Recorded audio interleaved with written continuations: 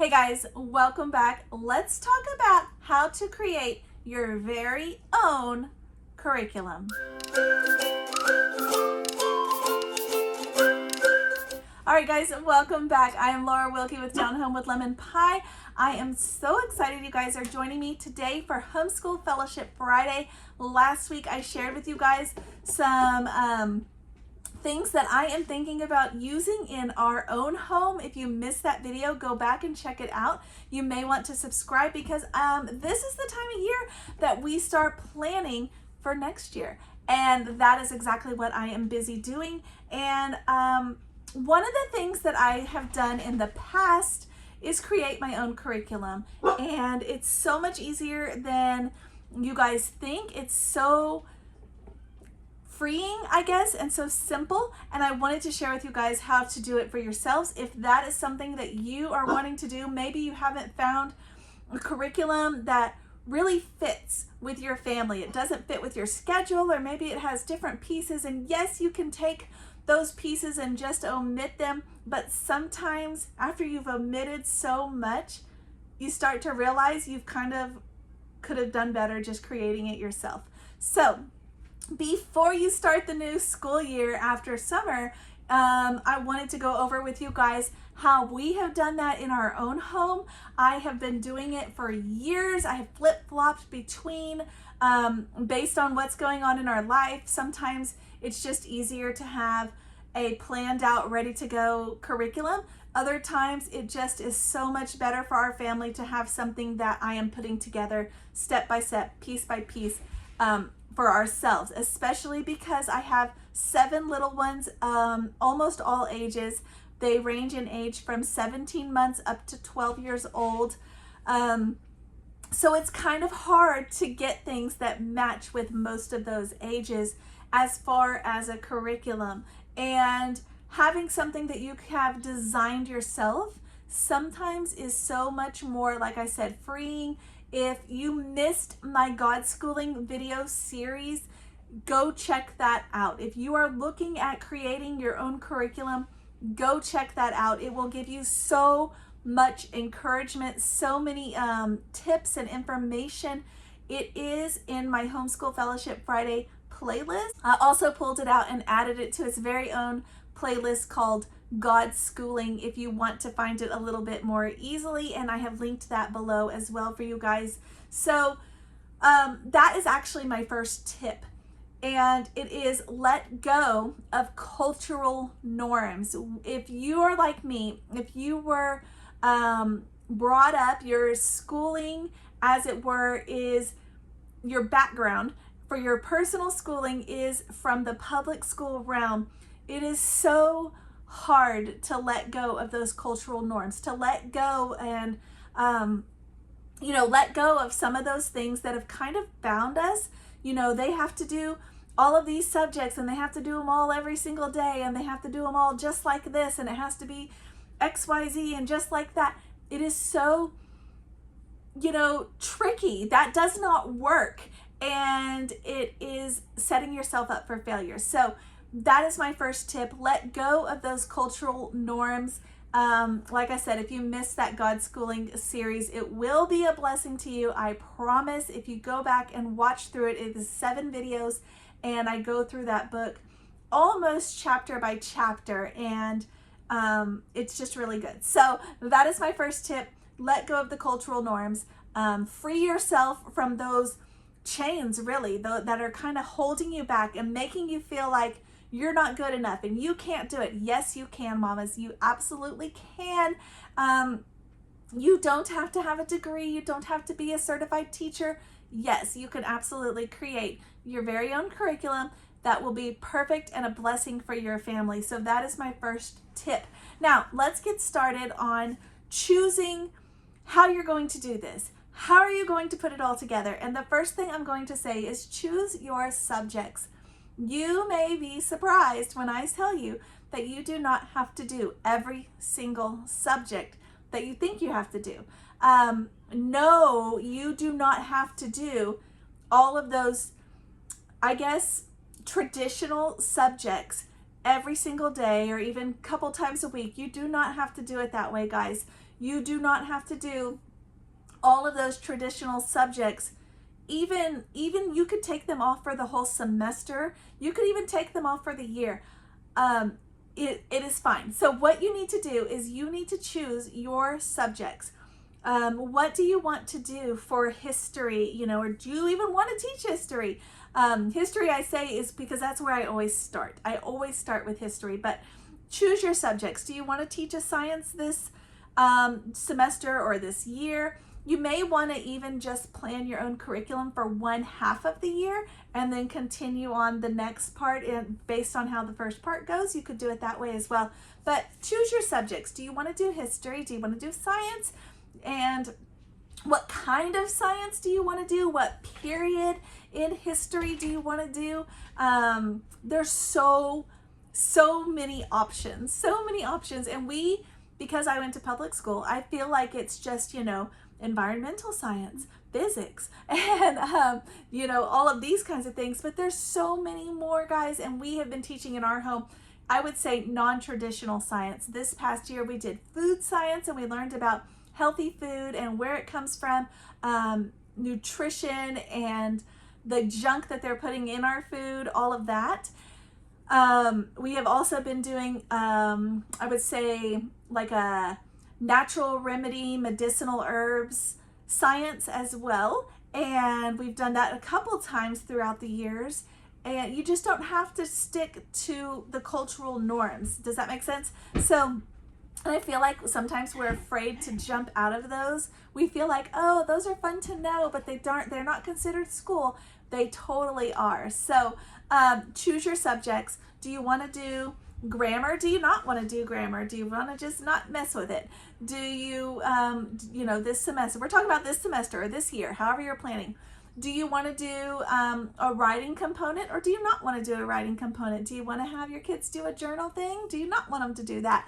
Just pick out what you want them to do, what you don't want them to do, and make a list. I will tell you, you're probably going to overplan.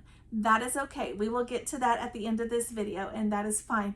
The second thing I'm going to say is start researching curriculums. There are so many curriculums that are trusted and well done, and you can pull from those. You can pull those resources from them, and that is exactly what I do. I find those trusted curriculums that are similar to my teaching style or my thought process as far as learning goes.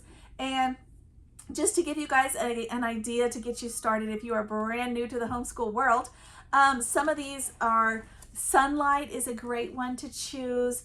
BJU Press, I absolutely love their Journey Forth books. They're so good. The Good and the Beautiful is another one that a lot of people love, and what I most love about them is they are very thorough with their book list, and that is where I go there. I go there for book lists a lot of the time because their book lists, like I said, are very thorough, very wholesome, very clean. One of my absolute favorites is My Father's World. We've used them for years, especially when my oldest kids were very small. And again, a company I absolutely trust. They send a portion of their proceeds to missions, which is something that I also focus on in our homeschool. Again, you don't have to have, going back to those subjects, you don't have to have traditional subjects. You could learn things such as missionaries, herbs, hymns and the history of hymns, church history, all of these other things that can encompass into your homeschool. Okay, going back to some trusted places where I find good resources. MasterBooks is a great one. I have seen several books that I've used in our home are from MasterBooks, and we have liked them very much. Timberdoodle, this one might be new for you guys. Timberdoodle is one of my favorites because I love that it has the hands-on component. Timberdoodle programs, you can search by grade. They have, every program has hands-on things. It has games like board games, things that they can do, interesting things they can make. It's so well done, and it's not just like, oh, here's a little fun craft. It's like a kit, of a craft or something. And I absolutely love them. They have the greatest ideas for that. So Timberdoodle is one of my other favorites. And of course, some easy websites, guys. Milestone Books, if you want wholesome, good, wholesome, clean stuff. Rainbow Resource, if you're looking at cost effective things and prices, they seem to be the very best for pricing things out. Christian Book, again, a Christian wholesome website. Just good stuff, good stuff. So that is kind of some of the places that I search. If you guys have other places that you find great curriculum, link them below. Leave a comment. Tell others, because other people who are watching this video, I'm sure, scroll through the comments, see what other people are saying, what other places they're finding great resources, beautiful feet, just tons of them, tons of different resources, and good Christian wholesome ones that you probably want for your family. All right, so research some curriculums. When you start researching curriculums, you're going to find similar products, similar items. And if you start seeing the same book over and over, it's probably a good one. So the next step is to find a base.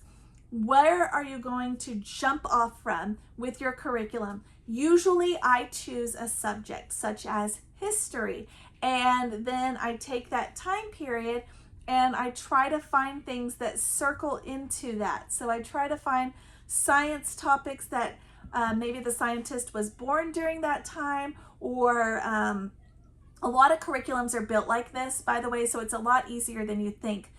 When you start looking at those companies, their programs, or a lot of them, are built like this. So they're built by the subject based on the history component. And so it's really simple. And so you take that. Another way to do it, though, and I have seen this, I've been looking into different things that we're going to use for our own home, and I saw that you guys are all recommending to me campfire curriculum. So I started looking at campfire curriculum, which, by the way, thank you for the recommendation because it looks really great. But what they do is they don't base it on the subject. Their base is on a topic. So they take a topic, for example, Titanic, and then they pull all of their subjects off of that. So their readers would be something related to Titanic.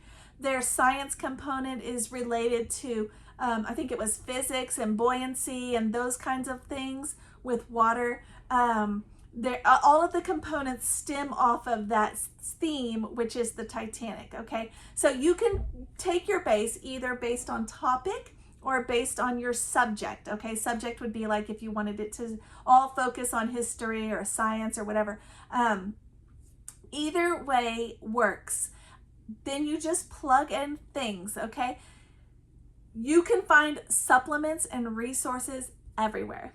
And like I said, go back to those research curriculums that you were researching previously and find those activities, those resources. Go to Rainbow Resource and type in something that you're studying.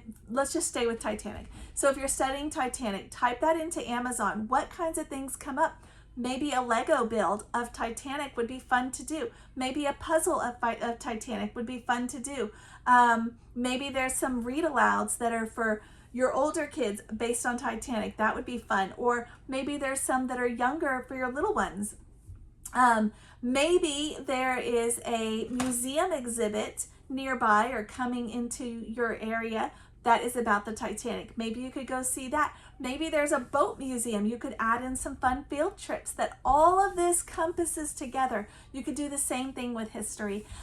Maybe you're looking at, for example, for us, the next coming school year, we are starting at about Civil War forward for history. We're going to be doing lots of study on wars, So I am encouraging things into our curriculum, like I have boys and I have girls, but for my boys in particular, things that are related to like the weapons of war, the tanks of war, those kinds of things. My girls that are bigger, I'm picking out all kinds of books that go along with that, good Christian wholesome books that give them an idea of what the war times were like. It would be really fun to get a Depression era cookbook and to try maybe every Friday to do a meal from that time period. You can even do this with geography. We have done this with geography. It's so fun. We studied, I think it was every 2 weeks, a new country, and we would do on Fridays, like to celebrate that end of that topic or end of that country, we would do a meal from that country that we would make, and usually both Fridays if it was 2 weeks, and then we would also watch a movie that was from that country or was about that country or was filmed in that country or whatever. So super, super fun way to learn.